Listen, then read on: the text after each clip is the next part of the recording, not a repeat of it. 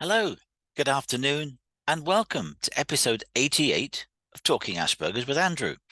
My name is Andrew Marsh, and I'm autistic.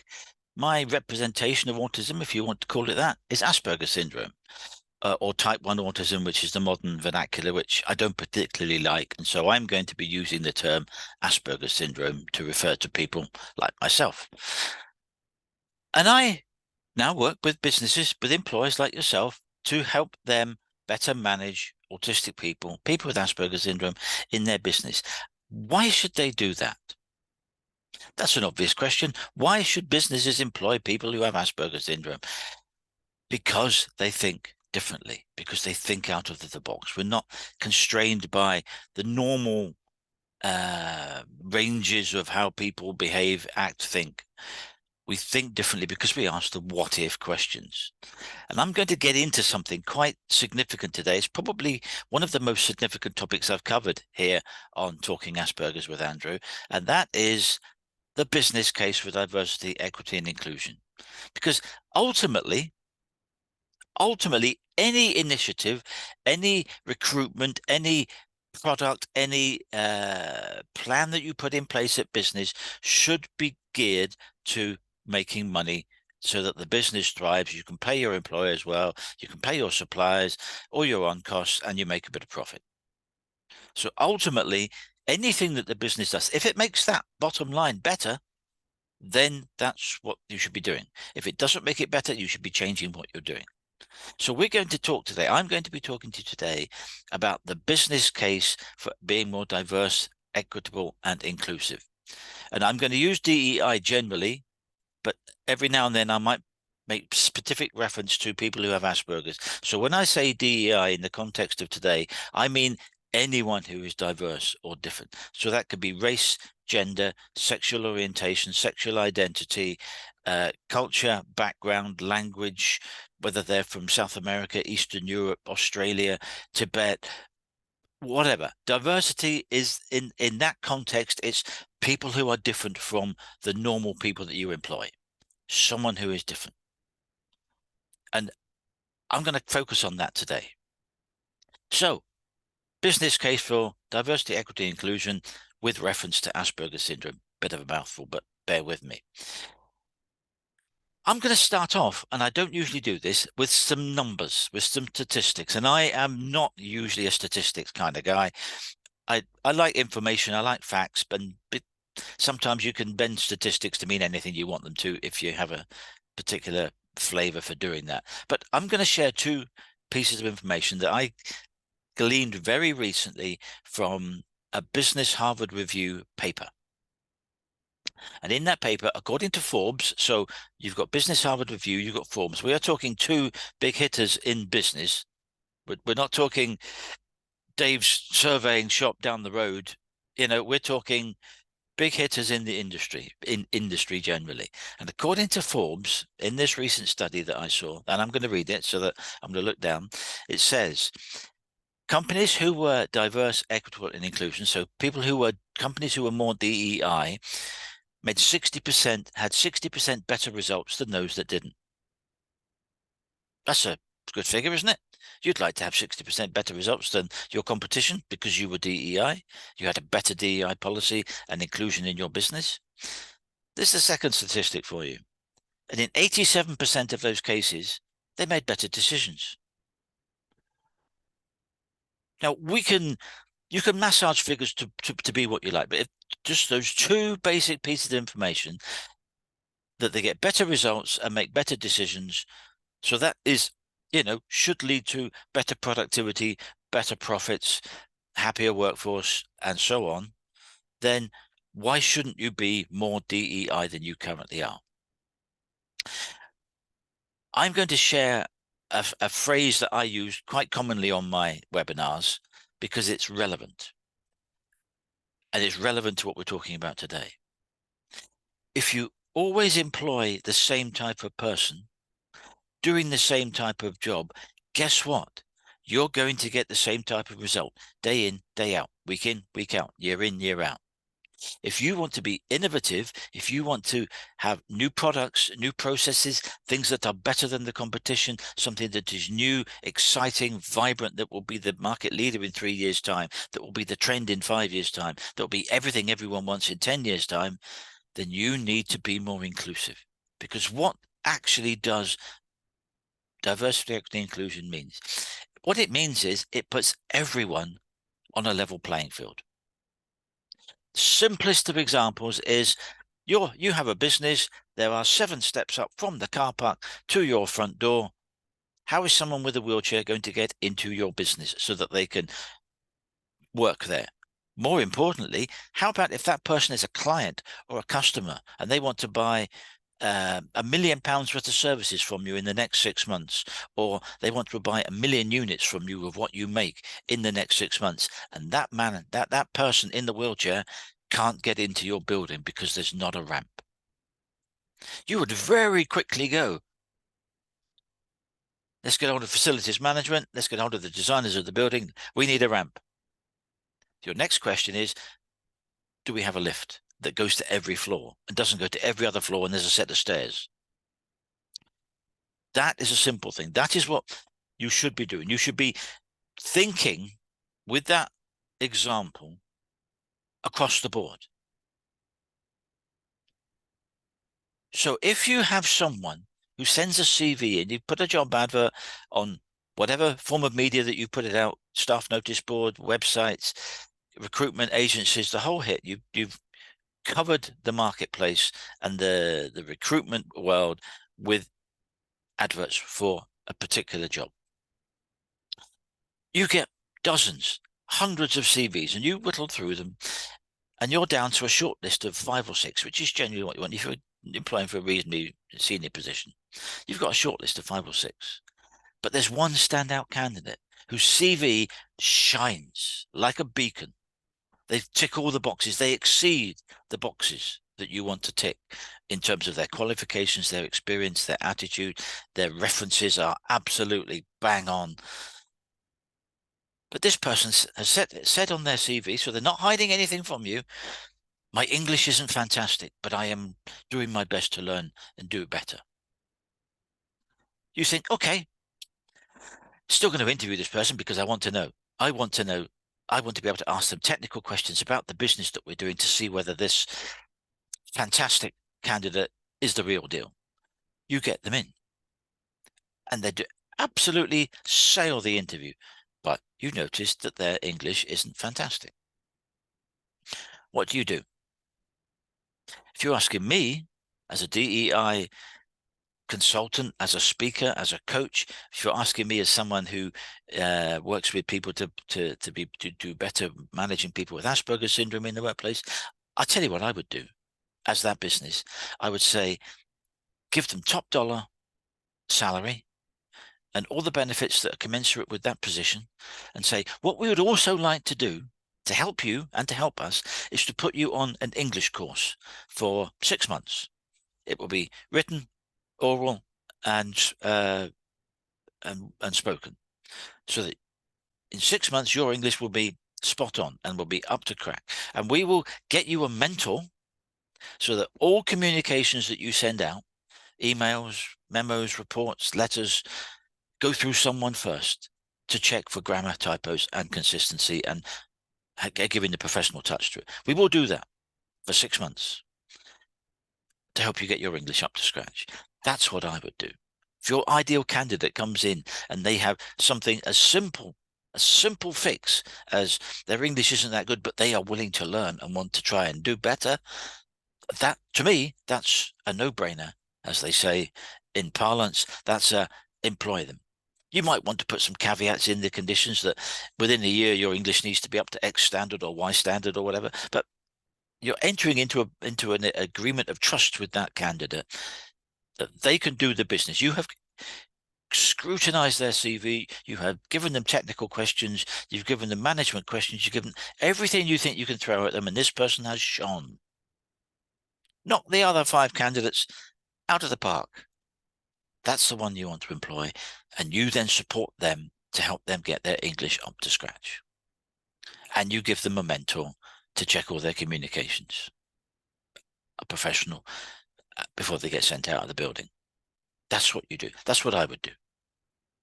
I would invest the few £100 or £1,500 or whatever it is to have that candidate go on a course to get their English up to scratch. I would do that because you're investing it in that person. And when you've got that person absolutely how you want them, they are going to fly. They're not going to sit at that level for very long. They're going to fly.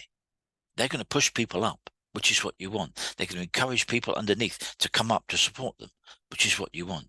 You want organic growth wherever you can to build from below and let the cream come to the top. That's a simple example of how you would support someone who was the ideal candidate, but there was one thing that needed a bit of polish. Because if you didn't employ that person, your competitors will, and they will pay the £1,500 to send them on an English course. They will give them the mentor. They will have that person shining, and they will make their business better than your business. So you will lose by not investing in that candidate, not being DEI and not saying, how can we support this candidate? Offering them a great position, give them the salary that the position deserves and all the bells and whistles and things that go with it.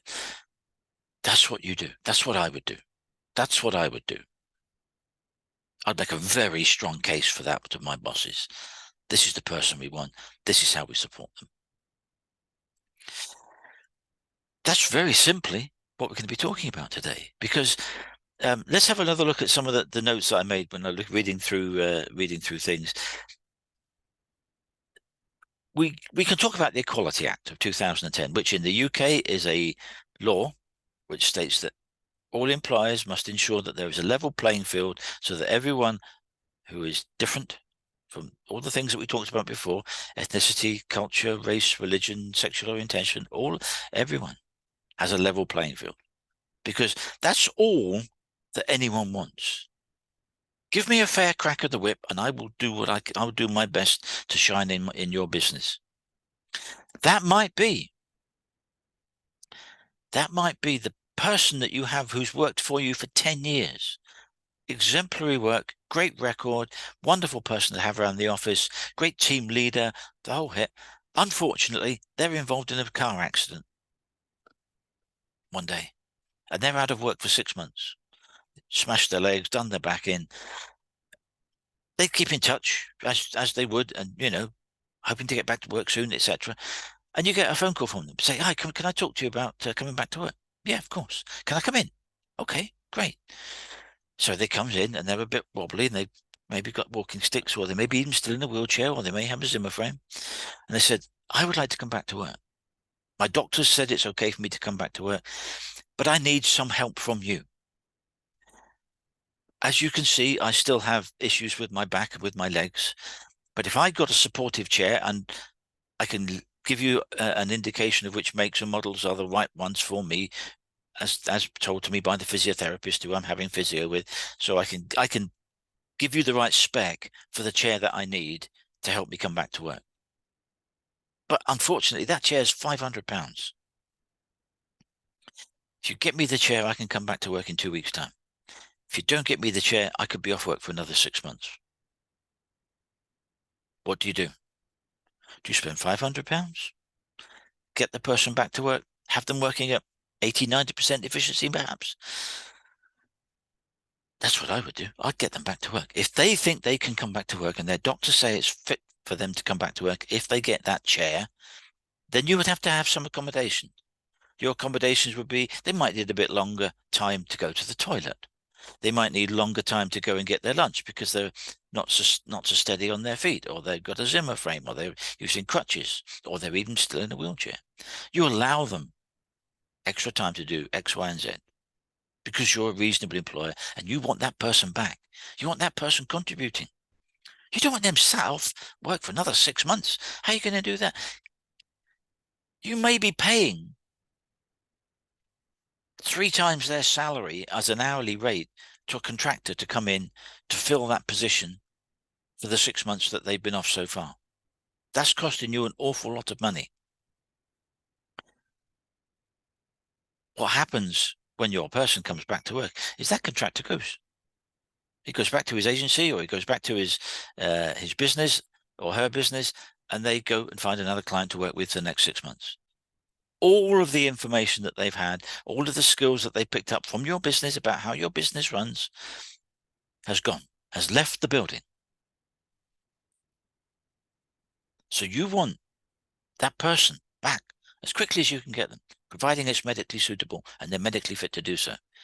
And if you need to go get a £500 chair to enable that and give them some additional time to do X, Y, and Z, and maybe they need to go and see the physiotherapist twice a week. They need to leave work at 3 o'clock and don't come back for the day. You allow that. You don't sit there with a stopwatch and a clipboard going, "Oh, you're an hour late. We're going to dock you for that." Those days are long gone. You want to keep and retain your good people. You want to have them being efficient, effective, and productive. So if that person who has had an unfortunate car accident says, "I can come back to work with some support, with some understanding, with a chair," you say, "Perfect. Give me the spec for the chair. We'll have it for you when you come back to work in 2 weeks' time." That's what you do. That's making the playing field the same so that everyone has the same opportunity.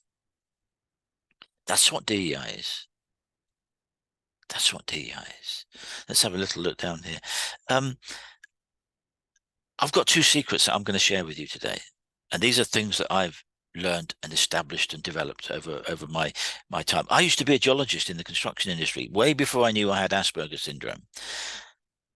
And that's part of the reason why I've got my 7 steps program on how to manage people with Asperger's, because I was that person. I didn't know I had Asperger's at the time. I just always knew I was different. So I come from the perspective of, how would I manage me better? If I was walking into the company, one of the companies that I worked for back in the day when I was a geologist, how would I manage me better? What would I want them to do to help me be my effective, efficient, productive best? That's what I do. So I'm going to share 2 secrets. First one, nothing that you do for DEI, for neurodiversity, equity, and inclusion costs much money. Most of it is simple, straightforward business practices that doesn't cost virtually anything. Second secret, everything that you do to accommodate people who are diverse, so accommodate me as someone with Asperger's syndrome, everything that you do to make the workplace fit and right and suitable for me to be at my effective, productive best benefits everyone. If you apply the principles that you would use to have Andrew Marsh with Asperger's in your business, would apply and work effectively well for everyone else. It's not rocket science. It doesn't cost virtually anything. It's just some changes in management, changes in how you do certain things, which are very straightforward, very easy to do. You just need to know what to do. You need to know how to do it. And with the Equality Act of 2010 in the UK, there is a requirement by law to do it. It's not an option. It's not, well, when we get 50 people in our business that are like that, them people, those others, we'll think about doing something about it and maybe get HR to put an initiative around and yeah, see what happens, see what we can do. That's not what it's about.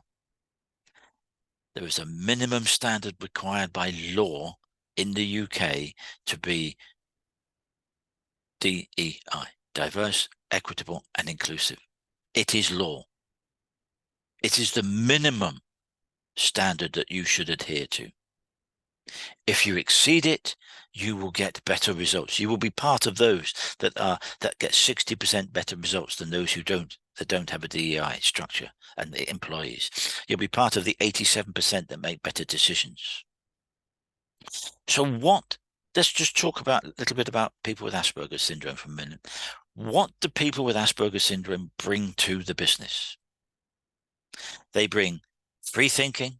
They challenge stereotypes and norms. Some of them can be brilliantly analytical, so they could be math geniuses. They could be Mr. Spreadsheet. They could be the spreadsheet whiz. They could be computer savvy. It's scary, analytical, technical. We're very good at repetitive tasks and so many things that they can bring to the business.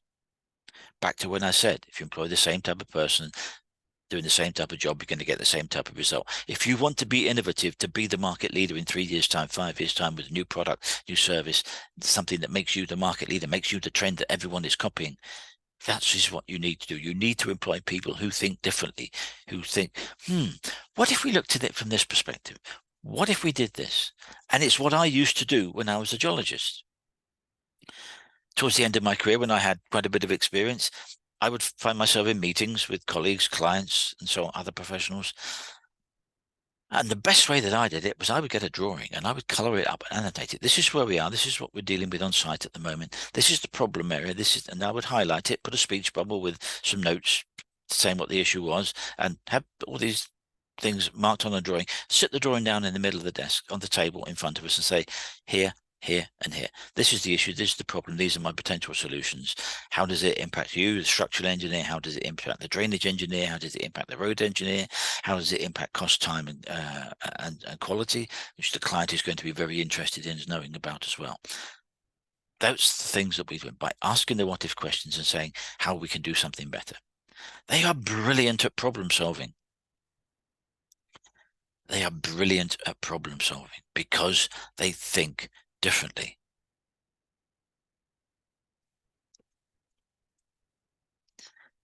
I can't stress enough how important it is in a business to have innovation. If you're a manufacturer, I hope in your manufacturing business you have a little office, a little lab somewhere tucked away out of harm's way for the production line. You've got a little office and a lab and a workshop somewhere where you have your research and development team. And they're beavering away, working away, thinking about new ideas. That is where you want to put your person with autism or Asperger's syndrome. So that they aren't restrained by the productivity that you need to get per day on the production line. They can, with other free thinkers, they can say, this is the problem we've got. We haven't been able to fix this for ages. Oh, I know how to do that. Let's have a look at it. Sit down with a drawing, with a pen, piece of paper, start making notes, drawing things up. That's where you want your innovators, your free thinkers. That's where you want to put your autistic people. There's a company who are a worldwide computer service provider to clients. They're called Auticon, and they employ computer specialists to go into clients' businesses and solve their problems, be their computer savvy people. Every single one of those computer specialists that Auticon employ has autism or Asperger's syndrome. Every single one, because they go out of their way to find them, recruit them, find that they are attuned in the right way, the way their mind works with the technical intricacies of the computing and the software and so on. They find them out. Their recruitment process is geared to finding them out and testing them to find them, make the ones that are right for them. And every single one of them has autism or Asperger's syndrome. And they do brilliantly. They're all over the world. They're in the UK, they're in New Zealand, I think they're in America, South Africa. They're fantastic. That is the business model that we should be employing in as many places as we can. Auticon, look them up, Auticon. Fantastic. I love it. I love what they do. I love what they do because they've seen the potential. They harness the potential. They support that potential. And they service their clients with that skill. That's what you want to be able to do.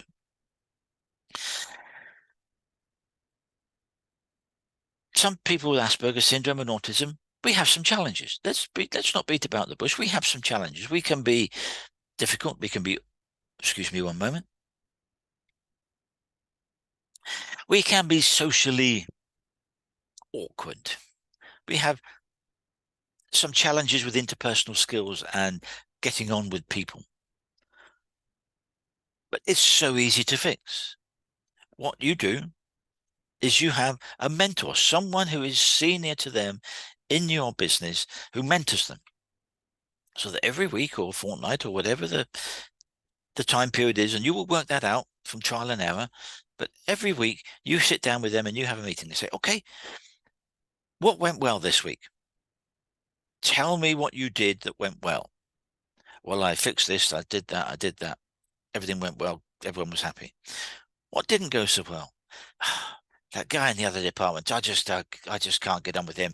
He's just so gruff and he's aggressive. He doesn't listen. Okay, that's a communication issue between two people in different departments. We can help you with that.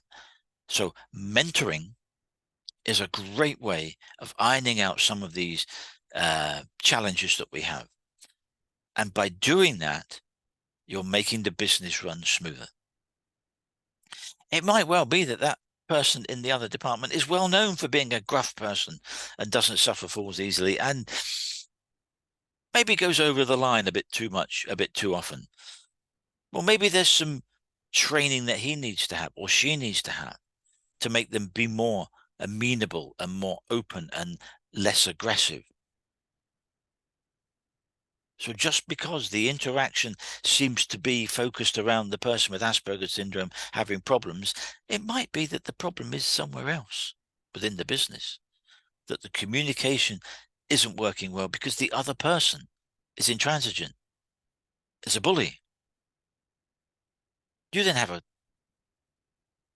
problem to solve. How do you fix that? Because getting rid of the person with Asperger syndrome isn't going to fix the problem. Training that person in how to be better manager and less gruff and less aggressive is your challenge. Maybe they need a mentor. Maybe they need a bit of a kick up the backside. That could be where your problem is. And your symptom is your person with Asperger syndrome who's trying to do their best and gets all of their technical and all of those objectives done great. But the communication between that person and the other department is gruff, is a strain because of the other person, not because of the person with Asperger syndrome, because of the other person. So be very, very careful where your problems lie. The symptom might be the communication with the person with Asperger syndrome. The cause might be somewhere else. So rather than try and batter the symptom on the head and square pegs and round holes, which was topic of my LinkedIn post last week, see if you can find out where the problem really is, and you might find it is somewhere else, and that the symptom is the person with Asperger's is getting agitated, they're getting anxiety, they're getting anxious, they're not fitting in, not gelling particularly well because they've got this problem with someone else in that other department, or that person in the department might be their boss. Then you have to think about your communication channels. Let's see what else we had here. Everything you do to support neurodivergent employees works for everyone because it's good management practice because you are creating leaders. You have support systems, you have mentors, and you have regular reviews. Having that in place, having support systems, having mentors, and having regular reviews in place doesn't cost hardly anything. It really is minimal cost. All you're losing is an hour of productivity once a week, once a month to review something. But then, having reviewed it, you get an improvement action. So you have your meeting, you have actions, that action will lead to an improvement, either an improvement in productivity, improvement in attitude, improvement in harmony within the team, whatever that is. You get an improvement and everything works smoother. So the business case for DEI is right there in front of you. Let's take another example. Well, it's kind of similar to one we had earlier, but let's take this example. you've got a candidate who is different. We don't need to know how different they are. They might be gay, they might be bisexual, they might be gender fluid, but their CV shines. They are the right candidate. You interview them, they're perfect, you employ them. They might need some help, particularly if they've recently gone through a gender realignment process. They've transitioned from one gender to another. They might need some support for confidence because they've recently changed their gender. You can do that in a very sympathetic way to help them blend in, to help them fit in, to help them be part of the team. If that's your best candidate, that's the person you employ. And you put support systems in place through management, through team building, to make that person feel welcome and valued in your business. Take another example.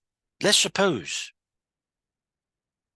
you've had a long-standing problem for 30 years with a machine that is part of your construction process, your manufacturing process, or 1 out of every 76 widgets that you make fails. And you know that it's 1 out of 76, but you don't know how it fails.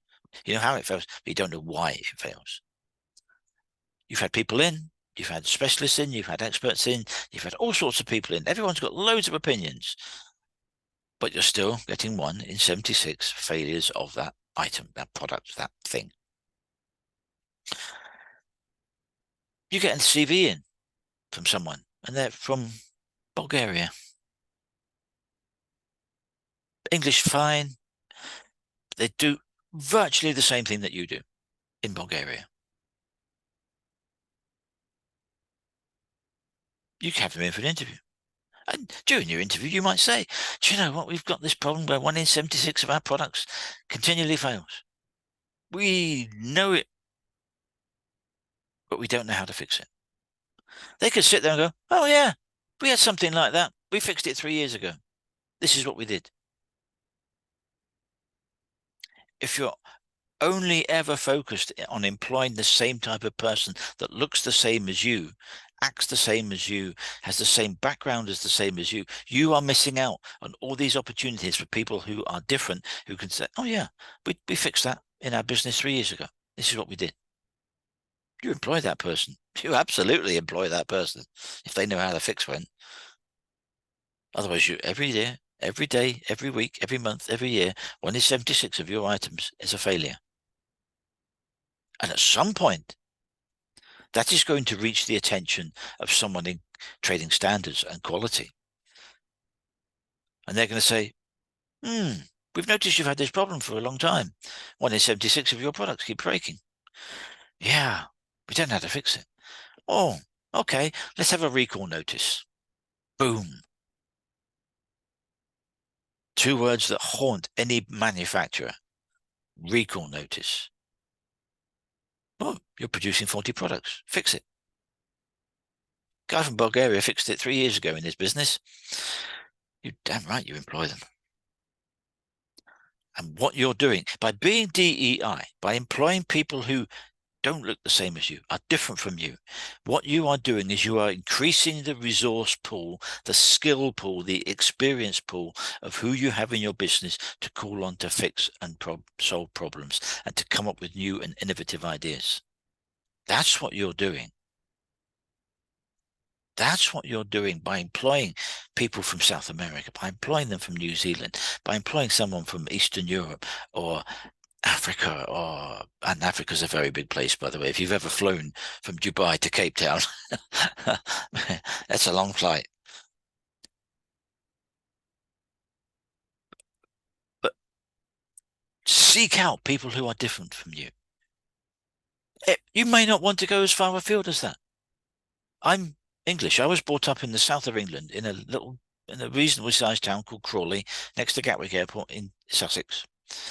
I now live in Glasgow. I came to Glasgow at the end of 1986 when I graduated with my master's from Newcastle, and I've stayed in Glasgow and North and South Lanarkshire in a little bubble of about 20 miles radius from centre of Glasgow for 37 years. But I'm different. I I have a different background. I come from a different culture to people in Glasgow. I come from a different culture and identity to people in Glasgow. So I think I'm different to them. But I've managed to fit in, to get on, to succeed. So be more inclusive. If you only ever think about this in terms of don't really know, don't know what to do, because all you're thinking of is if we do something, we might make a mistake. Think about the Equality Act of 2010 that says an employer must do X, Y, and Z to make sure that there is a level playing field so that everyone who comes to work for them has the same opportunity. And they cannot be discriminated against because of whatever it is that they have, whether they're different language, different culture, sexual identity, gender, race, religion, whatever, whether they've got tattoos or piercings, whether they've got half their head shaven or they've got a purple stripe through their head. When I was a geologist in my latter part of my career, believe it or not, I had long hair for a while, and I had a big purple streak in my hair.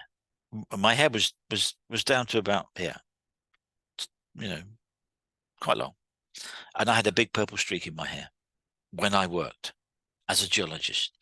I had one of my directors, the day that I got my hair done purple, the next day, he walked in and he sort of walked in and hello, I did a double take and just burst out laughing. He said, "Brilliant, brilliant." That was my boss. That was a director of the company that I was contracted to work for. I was a freelance geologist at the time.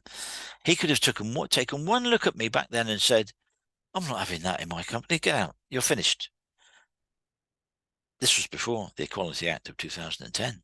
So I could have gone for an unfair dismissal. But anyway, but he didn't, because he knew what I could do for him. He didn't care what I looked like, whether I had long hair, purple hair, whatever it was. Can someone do the job? Can they do it well? Can we support them in being at their effective, productive best? Those are the questions you should be asking yourself as a business. Because by bringing people in who are different, you will have more opportunity for innovation, efficiency, new products, new services, fixing long-standing problems. And you could be the next statistic that's in the 60% of people who are DEI, of firms that are DEI, get better results. 87% who make better decisions. If all you've taken from today is those two numbers, then it's been a good webinar. That's about time to wrap it up. But don't forget, my name is Andrew Marsh. If you want to know more about how to manage Asperger syndrome in the workplace, please feel free to get in touch. You can get me on my website, which is aspergersmatters.com, or you can email me at andrew@aspergersmatters.com. And I offer a free 30-minute consultation service to anyone who would like to get in touch to see whether we're a fit, whether I can help them in any way. I'll be more than happy to do that. Keep a lookout on Thursday afternoon for the video of this webinar on my YouTube channel.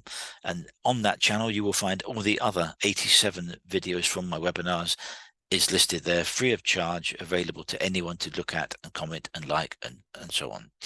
Please feel free to do that. If you are watching my YouTube channel, please like, share and subscribe and comment. It really does help my metrics. And I didn't think I'd be saying metrics today, but it helps me get known so that I can help more people, more companies and individuals on the spectrum get better at being at work and how to help them be better at work. And then on Friday, I will be posting what next week's topic will be. Don't know what it is yet. I'll have a think. But please bear that in mind. Keep a lookout on LinkedIn for the posts and take care. Look forward to seeing you next week. DEI, it's important. it's also law in the UK. So if you're sitting there thinking, what's this DEI stuff? He's talked about a law. What law is that? Look it up. Find out whether your HR director knows about it, because if they don't, you're in trouble. Take care. See you next week.